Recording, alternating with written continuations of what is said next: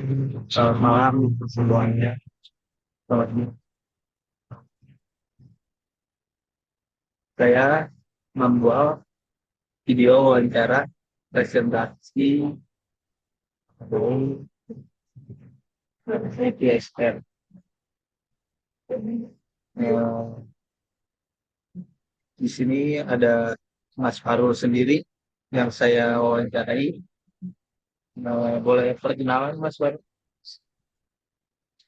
Ya, baik. Terima kasih untuk waktunya Mas Nesta ya.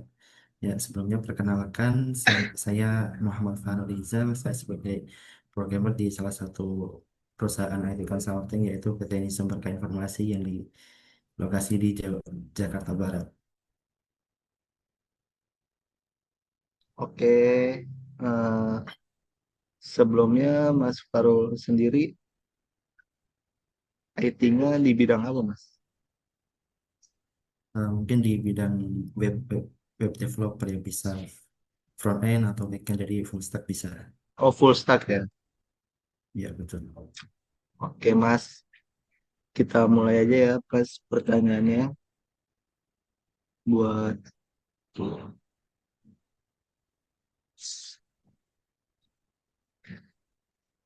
di sini ada CV dari Mas Farul ya.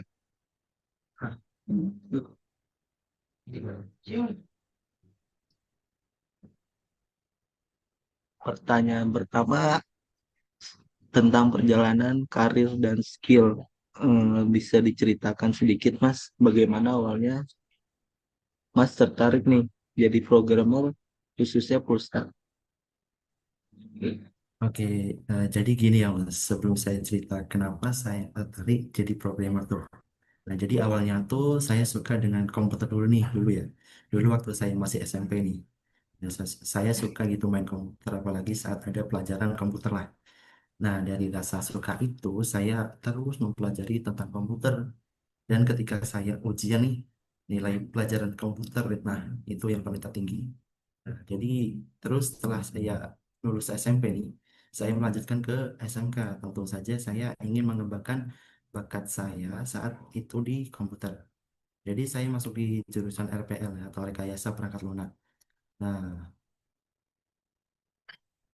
dari sinilah saya mengenal tentang pemrograman. Dari sinilah saya mulai kenal yang namanya dunia pemrograman. Awalnya sih jujur bingung ya Mas. Soalnya lihat kode-kode itu kayak bahasa alien gitu. Jadi asing gitu. Tapi makin lama dipelajari kok makin seru ya gitu. Rasanya tuh kayak lagi main puzzle lah, tapi versi digital. Nah, apalagi waktu pertama kali berhasil bikin program sederhana, meskipun cuma print Hello World gitu, itu rasanya puas banget.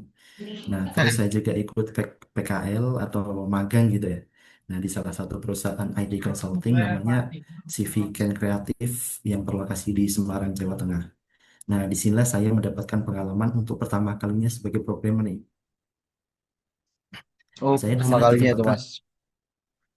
iya, awal pengalaman saya. Jadi di sana saya ditempatkan sebagai front end developer dulu nih. Tapi langsung dikasih real project beneran yang bakal dipakai klien gitu. Jadi ya deg-degan banget sih Mas. Soalnya sih Pertama ini kali pertama itu kali ya. saya, iya, soalnya ini pertama kali saya ngerjain project yang bener-bener bakal digunain orang lain, apalagi ini dari perusahaan besar seperti perusahaan Daihatsu gitu. Jadi saya mengerjakan eh, websitenya mereka ini.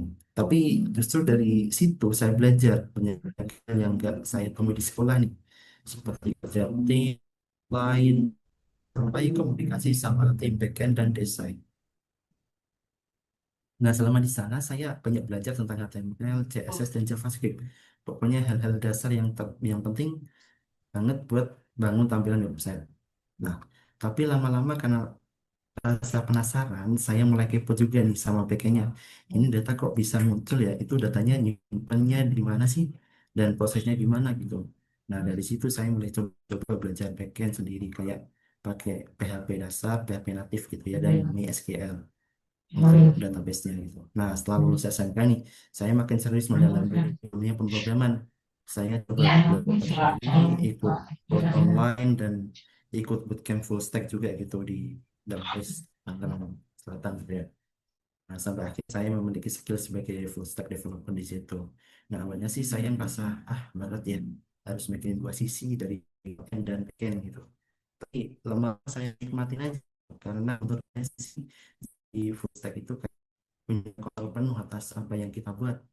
Nah, kita bisa bikin tampilan yang enak dilihat, tapi juga ngerti gimana data itu diproses, simpan, dan ditampilkan lagi. Nah, jadi salah satu momen yang bikin saya yakin jadi full stack itu adalah waktu saya berhasil ya, satu aplikasi dari nol sendirian. Saya bikin aplikasi kecil sih, aplikasi kecil dari nol itu sendirian, mulai dari desain UI-nya, routing, logic backend, sampai ke deployment. Itu tuh rasanya seneng dan bangga lah gitu ya. Nah, sejak saat itu saya putuskan untuk fokus di full stack. Nah, karena menurut saya sih jalan terbaik buat saya berkembang sebagai developer yang utuh dan mandiri gitu. Dan sampai sekarang pun saya tetap terus belajar karena teknologi web itu juga cepat banget berubah dan berkembangnya gitu. Tapi itu juga yang bikin saya betah di dunia ini karena selalu ada hal baru yang bisa saya pelajari gitu, Mas. Oke, luar biasa banget ya Mas perjalanannya. Ya, Mas, itulah storytelling saya. Saya mesti belajar banget sama Mas Farul. Boleh, Mas, nanti bisa calling-calling lah kalau mau belajar. Siap Mas. Nah, yang kedua ada nih Mas, dari sisi teknis, bagian mana nih yang paling Mas Farul nikmatin? Front end kah, atau back end kah, atau justru kombinasi keduanya nih? Kalau ditanya bagian mana ya yang paling saya nikmati, saya akan jawab kombinasi keduanya atau full stack ya. Nah, di sini karena saya merasa di situ saya bisa benar-benar paham satu sistem gitu secara utuh ya. Mulai dari bagaimana data dikirim dari UI, diproses di backend, sampai ditampilkan kembali ke pengguna atau UI-nya. Jadi kayak puzzle yang potong-potongannya itu bisa saya susun sendiri dari awal sampai akhir gitu. Tapi kalau dipecah, masing-masing sisi itu punya keunikan, kelebihan, dan tantangannya sendiri, Mas. Jadi misal kalau front end nih, kelebihannya satu, kita bisa langsung lihat hasilnya. Jadi feedbacknya instan gitu. Jadi ketika kita ngoding, kita kan langsung lihat hasilnya bagaimana gitu kan. Nah, yang kedua itu banyak ruang untuk berkreasi dan bikin tampilan tampilan yang user friendly dan interaktif gitu. Nah, terus yang ketiga itu kalau suka desain, animasi, dan interaksi pengguna, ini seru banget. Tapi di sisi lain juga front end itu ada kekurangannya. Jadi seperti terkadang kita harus banyak kompromi antara desain dan performanya gitu. Dan yang kedua itu tantangan utama di front end itu biasanya soal cross browser compatibility dan responsif gitu. Apalagi kalau udah nyangkut CSS dan logic yang suka bikin berulah gitu. Terus ada lagi di backend nih. Di backend itu kelebihannya kita mainan di logic dan struktur data gitu ya. Ini cocok buat yang suka mikir sistematis lah gitu. Itu sangat cocok sih. Dan yang kedua itu kita bisa atur gimana data diproses, disimpan, dan diamankan. Ketiga, tantangan skalibilitas, optimasi performa, dan arsitektur sistem ada di sini. Tapi di backend ini ada kekurangan nih. Nah, hasil kerjanya mungkin nggak langsung kelihatan kan, karena backend itu mainnya di belakang. Jadi kadang kalau untuk orang awam tuh kurang wah gitu. Ini gimana sih kok nggak ada hasilnya gitu, padahal di belakang. Kurang paham ya. Nah, kalau untuk orang awam sih gitu ya. Terus yang kedua itu kalau dokumentasi atau struktur API-nya kurang rapi, nah ini bisa ribet sendiri nih waktu integrasi ke front end-nya gitu. Nah itu bisa ribet. Nah yang terakhir yaitu full stack nih.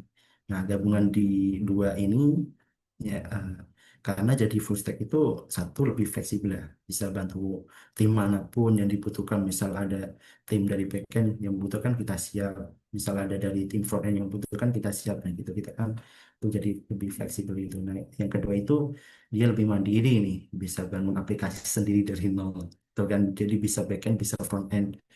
Nah, dan yang paling penting itu jadi kita paham konteks besar dari sebuah sistem. Jadi tantangannya sih ya tanggung jawabnya lebih besar ya kalau jadi full stack itu. Jadi karena kita harus bisa handle dua sisi sekaligus, tapi justru itu yang bikin saya semangat nih. Karena banyak belajar hal-hal yang baru dan nggak monoton gitu, Mas. Oke, mantap Mas. Tantangan besar yang membuat Mas Faru semangat ya, Ya, megang dua betul banget sisi. Mas. Oke Mas, Iya, betul. selanjutnya nih, yang ketiga, tantangan terbesar apa nih yang Mas Faru hadapi sebagai full stack developer dan bagaimana Mas Faru mengatasinya? Silakan Jadi, Mas. eh, oke. Jadi waktu saya lagi bikin project mandiri nih misalnya, mungkin saya menghadapi tantangan yang cukup berat nih.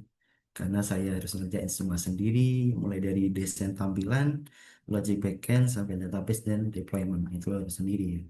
Nah, salah satu tantangan terbesar itu adalah ketika saya harus mengatur supaya aplikasi bisa berjalan dan performanya tuh bagus gitu. Terutama saat data yang diproses mulai banyak nih, misalnya banyak, datanya banyak.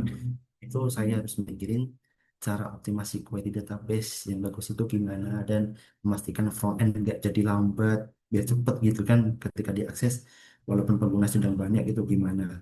Nah, awalnya saya sempat kewalahan sih, karena saya belum terlalu pengalaman menangani performa aplikasi dari awal sampai akhir nih. Tapi saya belajar dari banyak sumber nih, mulai dari dokumentasi database, tutorial optimasi, sampai ikut komunitas developer untuk diskusi gitulah. Jadi selain itu ya saya juga belajar cara debugging yang efektif ya gimana. Supaya kalau ada error nih bisa cepat ketahuan dan diperbaiki dengan sabar dan mencoba berbagai cara. Akhirnya aplikasi yang saya buat nih bisa berjalan cukup stabil dan cepat walaupun dijalankan sendiri tanpa tim gitu. Jadi pengalaman ini bikin saya makin paham nih betapa pentingnya menguasai kedua sisi dari front end dan sisi back end, serta bagaimana sih cara mengatur semuanya agar aplikasi berjalan optimal. Nah, juga saya jadi belajar untuk lebih sabar dan disiplin dalam mengerjakan proyek ya, karena semua tanggung jawab ada di tangan sendiri. Gitu. Intinya tanggung jawabnya besar ya Mas. Iya betul, kita bisa harus menangani semuanya. Mantap. Kayak nggak ada tantangan besar kayaknya buat seorang Mas Faru. Wah, ini juga masih belajar nih Mas. Namanya Eh, kita ya harus belajar, terus kita belajar dari pengalaman lah, belajar dari kesalahan juga gitu. Misal kita menemukan sebuah kesalahan, sebuah bug itu, nah kita bagaimana sih cara menyelesaikan, cara memecahkan masalah tersebut gitu. Nah, kita belajar dari situ, Mas. Begitu. Terima kasih Mas.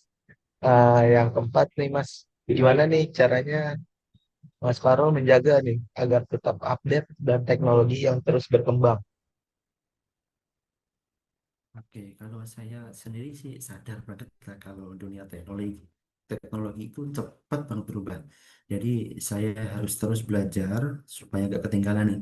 Nah, caranya bagaimana? Pertama, saya mungkin rutin baca artikel dan blog gitu dari sumber-sumber di website. Yang lebih sering sih saya belajar hal-hal yang baru ini dari LinkedIn sih, itu kan seperti sosial media ya. Jadi saya belajar dari sana dan dokumentasi resmi dari framework atau tools yang saya pakai itu. Ya, jadi selain itu juga saya juga aktif ikut komunitas online sih, seperti grup Telegram dan WA gitu kan, atau channel-channel WA, dan kadang ikut webinar juga, baik yang offline maupun online, tapi seringnya sih online ya.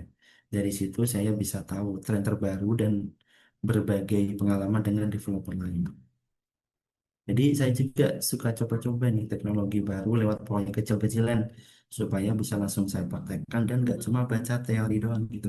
Misalnya kalau ada framework front-end baru atau tools back-end yang lagi tren, saya coba buat mini project lah gitu supaya lebih paham bagaimana sih cara pakainya gitu.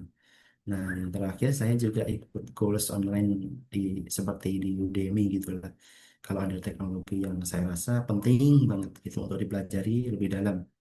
Jadi intinya saya kombinasikan belajar teori, praktek langsung, dan berinteraksi dengan komunitas nih supaya selalu update dan bisa terus berkembang sebagai developer. Gitu, Mas. Mantap. Aktif juga ya Mas di komunitas ya. Ya harus aktif mas. Harus ya Walaupun Mas ya. kelihatan, ya walaupun kelihatan orangnya pendiam banget gitu, tapi di belakang jangan main-main mas. Siap Mas Faru. Oke, Mas. Selanjutnya nih, langsung masuk ke pertanyaan tentang etika dan tanggung jawab, Mas. Eh, Oke, baik. sebagai expert nih, Mas, pernahkah Mas Parul berada dalam situasi di mana keputusan teknis bisa berdampak pada privasi atau keamanan pengguna? Pernah, Mas? Ya, pernah sekali waktu saya sedang mengerjakan proyek mandiri nih, yang melibatkan data pengguna ya, seperti nama dan email nih. Nah, di situ saya sadar nih, saya sadar betul ya kalau keputusan teknisnya saya buat ini misalnya cara menyimpan data atau mengatur akses bisa sangat berpengaruh terhadap privasi dan keamanan pengguna. Nah, jadi saya ingat pada awalnya, saya ingat tuh, pada awalnya saya sempat kurang memperhatikan enkripsi data dan proteksi akses karena fokusnya lebih ke fitur dan tampilan aja gitu. Tapi setelah saya pelajari lagi tentang keamanan aplikasi ya, saya mulai menerapkan praktik terbaik itu seperti menyimpan password dengan hashing atau membatasi akses API dengan autentifikasi. Nah, dari pengalaman itu saya belajar kalau sebagai developer ya, kita juga punya tanggung jawab besar gitu untuk menjaga data pengguna supaya tidak bocor atau disalahgunakan. Jadi, saya selalu memastikan bahwa setiap fitur yang saya buat juga mempertimbangkan aspek keamanan dan privasi sejak awal pengembangan. Nah, kalau ada fitur baru yang berhubungan dengan data sensitif, nah saya selalu cek ulang nih. Dan kadang minta feedback sih dari Tuhan gitu atau komunitas developer lah untuk memastikan tidak ada celah keamanan gitu, Mas.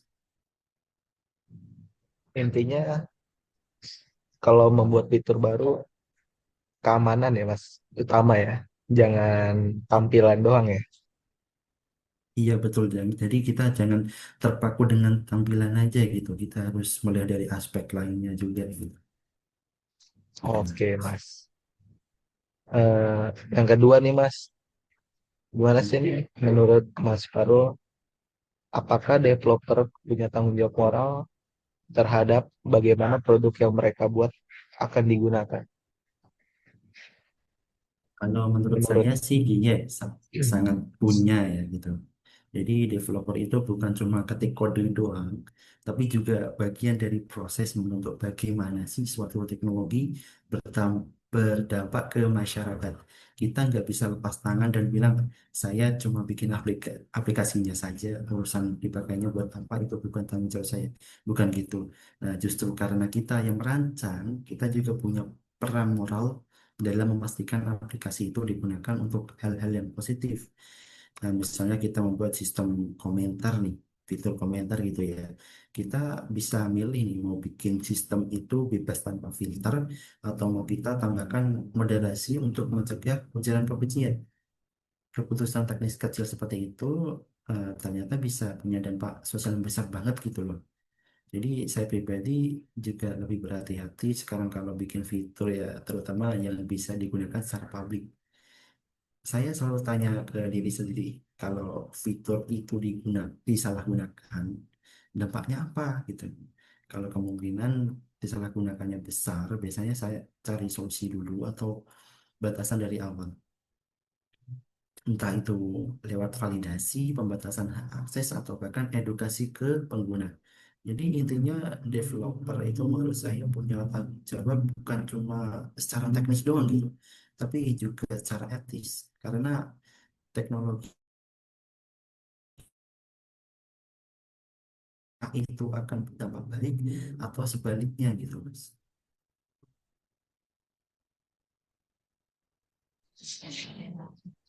mantap. Intinya hati-hati aja ya Mas ya. Selalu hati-hati lah dan awal. Iya, kita sebagai developer juga harus hati-hati, jangan mentang-mentang kita bisa bikin program, kita bisa apa, bikin semena-mena gitu untuk merugikan orang lain, jangan sampai. Iya Mas, siap. Yang ketiga nih Mas, bagaimana Mas Farul menilai proyek dari sisi etika sebelum memutuskan untuk terlibat di dalamnya? Bagaimana Mas Farul? Oke, oke. Jadi sebelum saya memutuskan ikut dalam suatu proyek ya, saya biasanya coba paham dulu nih apa tujuan utama dari proyek tersebut. Jadi saya tanya ke diri saya sendiri dulu nih, proyek ini akan membawa dampak positif atau justru bisa merugikan orang lain nih. Misalnya kalau ternyata sistem yang membangun digunakan memanipulasi nih data pengguna, menyebarkan hoax gitu kan, hoax seperti melanggar privasi, saya pasti akan pikir dua kali nih untuk lanjutkan gitu. Jadi saya juga melihat siapa yang ada di balik proyek itu. Kalau dari awal udah terasa nggak transparan atau nggak jelas visi misinya, saya cenderung menghindar, Mas. Gitu. Karena buat saya jadi developer itu bukan cuma soal bisa ngerjain teknisnya saja, tapi juga soal tanggung jawab terhadap apa yang kita bangun. Kita nggak cuma nulis kode, tapi juga menentukan arah dan dampak dari sistem itu ke masyarakat itu, Mas. Mantap. Cukup jelas juga ya Mas Faro ya. Kita masuk ke tentang kerja nih Mas. Tim dan dampak sosialnya. Yang pertama sendiri ada nih.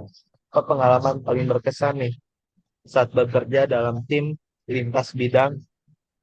Contohnya nih, misalnya dengan desainer, manajer, manajer produk atau dan lain tersebut.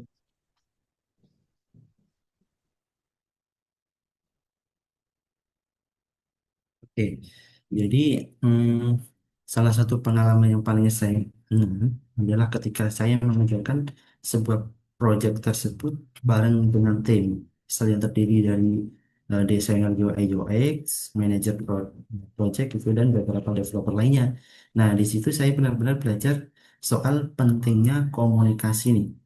Waktu itu saya sempat berpikir, ah ini gampang, tinggal ngoding aja, gitu kan. Tapi ternyata eh, nggak sesimpel itu gitu. Desainer punya cara pandang sendiri tentang user experience, manager product atau project manager punya target dan kebutuhan pasar. Kadang kita punya perbedaan pandangan nih, tapi justru dari situ saya belajar untuk saling dengerin dan cari jalan tengah yang bisa yang bikin berkesan ya, yang bikin berkesan kita berhasil bikin aplikasi yang nggak cuma fungsional secara teknis tapi juga enak dipakai gitu dan sesuai kebutuhan user dan rasanya puas banget karena semua ide bisa ketemu di titik yang sama gitu. Oke, Mas Faro. Yang kedua nih Mas, bagaimana nih eh, Mas Faro memastikan sistem yang ada, yang Mas Faro sendiri bangun nih, bisa diakses dan digunakan oleh berbagai kalangan pengguna, Oke, biar saya selalu gimana? biar biar terus memastikan gitu Mas. Gitu. Oke, jadi saya selalu berusaha untuk membangun sistem yang bisa diakses oleh siapa saja sih, termasuk mereka yang punya keterbatasan baik dari sisi fisik maupun teknis. Misalnya saya memperhatikan kontras warna, terus ukuran font stylingnya gimana, dan navigasi yang simpel. Jadi supaya orang dengan gangguan penglihatan ringan tetap bisa menggunakan aplikasi dengan nyaman gitu. Jadi saya juga testing aplikasi dengan berbagai perangkat sih dari mobile, desktop juga gitu kan, dan kecepatan internetnya gimana. Karena nggak semua orang itu punya HP flagship atau koneksi yang cepat gitu kan. Nah bagi saya aksesibilitas bukan sekedar fitur tambahan gitu, tapi bagian dari tanggung jawab kita sebagai developer agar aplikasi kita benar-benar bisa digunakan oleh semua kalangan gitu. Baik, Mas. Yang ketiga nih Mas, dalam dunia yang makin digital, menurut Mas Faro, apa peran penting seorang full stack developer terhadap masyarakat? Mungkin bisa Ya, dijelasin, sebagai Mas. oke, mungkin sebagai programmer ya, saya merasa punya tanggung jawab besar ya. Karena saya bisa membangun sistem dari ujung ke ujung. Ini saya bukan cuma bikin tampilan yang menarik saja nih, tapi juga memastikan data diproses dengan aman dan efisien. Jadi peran kita itu bukan cuma membuat aplikasi saja, tapi juga menciptakan solusi. yang bisa membantu kehidupan orang banyak. Misalnya sistem layanan desa, aplikasi edukasi gitu kan, atau bahkan alat bantu UMKM gitu, seperti pos kasir. Nah, di dunia yang makin digital seperti sekarang ini, Mas, kita punya kesempatan nih untuk membuat perubahan nyata lewat teknologi. Dan menurut saya sih, itu adalah kekuatan yang besar yang harus digunakan dengan bijak sih, Mas. Oke, Mas. Lanjut ke pertanyaan tentang isu kontemporer dan AI. Oke. Yang pertama nih Mas, apa pendapat Mas sendiri nih tentang menggunakan AI dalam proses coding? Membantu atau justru mengancam profesi? Silakan Mas. Baik, oke, pertanyaan bagus juga. Jadi menurut saya ya AI itu dalam proses coding itu adalah sebuah inovasi yang bisa dibilang sangat membantu sih, terutama untuk developer ya, untuk meningkatkan produktivitas developer itu. Dengan AI kita bisa mempercepat proses pembuatan codingnya gitu, atau codingnya juga lebih cepat. Jadi menemukan solusi untuk masalah yang kompleks lah, dan bahkan belajar hal baru dengan lebih cepat gitu. Jadi AI seperti GitHub Copilot atau ChatGPT atau Claude AI itu bisa memberikan referensi kode, jadi bisa membantu debugging atau memberikan ide yang mungkin tidak terpikirkan sebelumnya gitu kan. Nah, jadi cara umum itu AI adalah alat yang sangat berguna gitu sebagai pendukung pekerjaan.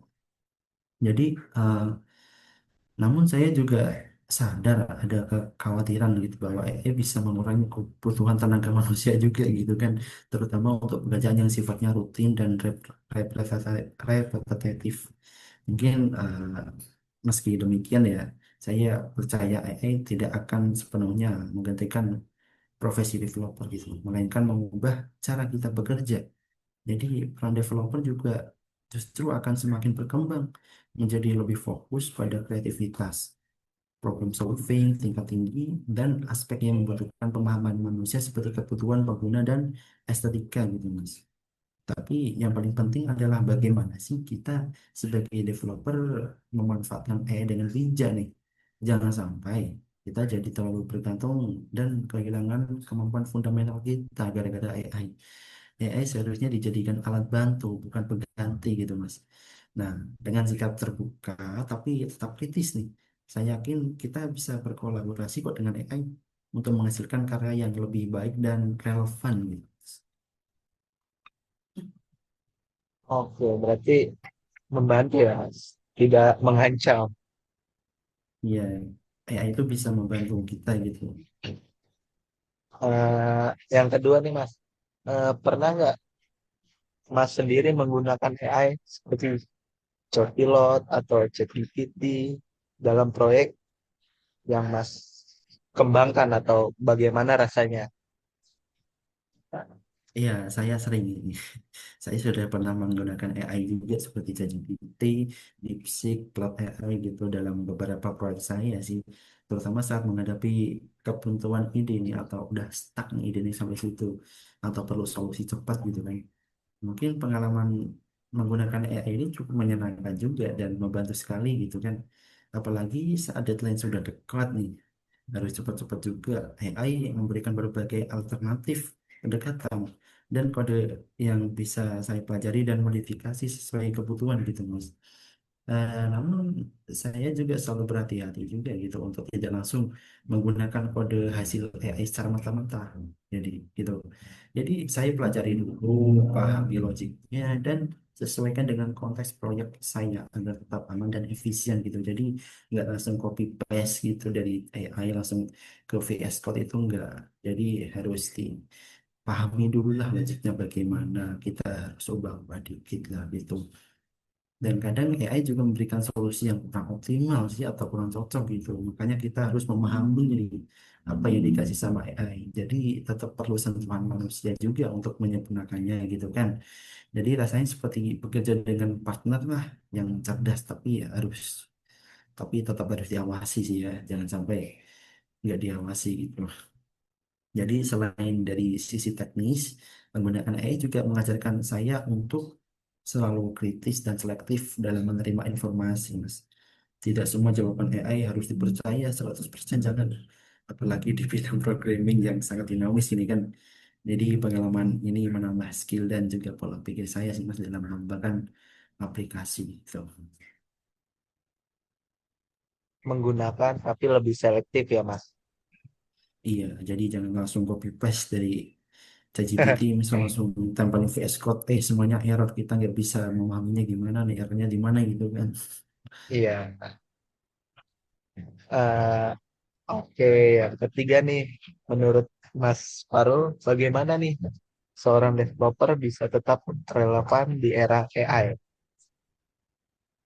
Oke, agar tetap relevan di era AI ya. Jadi saya percaya seorang developer itu harus terus belajar gitu, dan beradaptasi dengan perubahan teknologi ini. Jadi AI memang bisa menggantikan beberapa tugas teknis, tapi kemampuan untuk memahami konteks, kreativitas dalam menciptakan solusi baru nih, serta kemampuan komunikasi dan kolaborasi tetap tidak bisa digantikan oleh mesin. Nah, jadi selain mengasah skill teknis, penting juga untuk mengembangkan soft skill kita gitu. Jadi selain itu, developer juga harus terbuka untuk menggunakan AI sebagai alat bantu ya, bukan sebagai ancaman. Jadi dengan memahami bagaimana AI bekerja, developer bisa memanfaatkannya untuk meningkatkan efisiensi kerja. Jadi mempercepat pengembangan dan meminimalisir kesalahan juga gitu. Ini kan akan membuat pekerjaan menjadi lebih fokus pada hal-hal yang lebih strategis dan inovatif, inovatif gitu kan. Jadi yang terakhir, tetap aktif dalam komunitas gitu. Jadi ketika kita aktif dalam komunitas, mengikuti perkembangan terbaru dan mengasah kemampuan problem solving juga, itu sangat penting, Mas. Jadi kita harus mengasah kemampuan problem solving, harus diasah terus. Jadi AI akan terus berkembang nih, tapi manusia yang mampu berpikir kritis, memahami kebutuhan pengguna dan mengembangkan solusi berkelanjutan akan selalu dibutuhkan soalnya. Jadi mindset belajar seumur hidup adalah kunci agar tetap relevan dan terus berkembang gitu. Intinya kita harus selalu belajar gitu terus. Jangan sampai stuck di teknologi, di salah satu teknologi yang dikuasai gitu. Kita harus selalu belajar mengulik-ngulik lagi gitu. Gitu, Mas. Di ke collab aja ya Mas ya. Iya. Eh, oke, langsung ke pengalaman personal ya Mas. Singkat Mas, Eh, ada nggak nih momen di mana Mas merasa menyesal dengan hasil sistem yang Mas bangun nih, misalnya berdampak buruk atau disalahgunakan? Pernah nggak Mas? Pernah sih, ya itu saya pernah. Saya merasa menyesal gitu ketika salah satu aplikasi yang saya buat nih untuk sebuah komunitas ternyata kurang user friendly, bisa lemot lah gitu kan, sehingga banyak pengguna yang bingung dan akhirnya jarang menggunakan aplikasi itu. Waktu itu saya terlalu fokus pada sisi teknis dan fitur-fitur doang nih, fitur-fitur yang lengkap gitu kan, tanpa benar-benar memikirkan pengalaman pengguna yang kurang paham teknologi gitu kan. Jadi hanya terpaku pada fitur-fitur doang.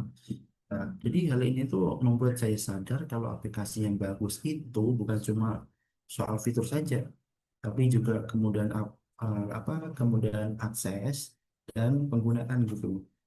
Nah, dari pengalaman itu saya belajar nih pentingnya melakukan riset pengguna dan uji coba cara langsung sebelum merilis produk tersebut kan. Jadi mendengarkan feedback dari pengguna itu menjadi bagian penting. Misal minta review lah sama pengguna gitu kan. Itu eh, bagian penting dalam pengembangan sistem. Jadi agar hasil akhirnya benar-benar sesuai kebutuhan dan mudah digunakan gitu oleh orang-orang awam juga. Jadi saya juga belajar untuk lebih bersabar dan terus memperbaiki produk saya juga gitu. Jadi tidak hanya puas dengan fitur-fitur yang sudah dibuat gitu. Jadi kesalahan tersebut menjadi pelajaran berharga bagi saya ya, terutama soal empati terhadap pengguna. Karena pada akhirnya teknologi itu dibuat untuk membantu orang, bukan untuk dipersulit gitu kan. Jadi saya berusaha untuk selalu memposisikan diri sebagai pengguna ketika membuat sebuah sistem. Jadi jangan mentang-mentang kita developernya, kita nggak melihat dari sisi penggunanya bagaimana sih gitu kan. Mungkin banyak pengguna apa kita bisa melihat dari banyak sudut pandang pengguna gitu kan. Begitu, Mas. Oke Mas, mungkin waktu udah terbatas nih Mas. Eh, kita kiri mungkin sampai di sini Mas. Terima kasih banyak Mas waktunya Mas Farul. Oke, sama-sama, Mas. Senang mengulik-ngulik ilmu Mas Farul. Semoga nanti next bisa bagilah Mas ilmu. Oke, siap, Oke Mas. Mas. Selamat malam Mas Farul. Terima kasih. Selamat malam, Mas. Assalamualaikum. Betul. Waalaikumsalam.